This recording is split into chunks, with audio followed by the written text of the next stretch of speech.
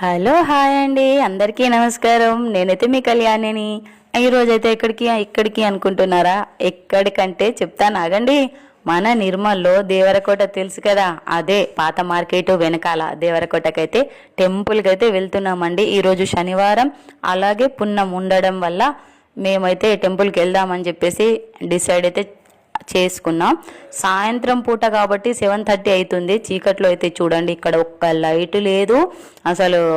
ఈ పాత మార్కెట్ వెనకాలనైతే లైట్లే లేవు, సిటీ లైట్లు అయితే ఒక్కటి కూడా లేదు. చివరికైతే మేమైతే టెంపుల్లోకి అయితే అడుగు పెట్టేశామండి. చాలా అంటే చాలా రష్ ఉన్నది. ఈరోజు పున్నం ఉండడం వల్ల చాలా పబ్లిక్ ఉన్నారు. ఎంత ప్రశాంతమైన వాతావరణం. శ్రీ వెంకటేశ్వర స్వామి మహత్యమో ఏమో తెలియదు, కానీ ఎంత ప్రశాంతంగా, చాలా అంటే చాలా మన మైండ్లో ఉన్న అంటే ఏమంటారంటే అంత హాయిగా ప్రశాంతంగా రిలీఫ్గా అయితే ఉన్నాము.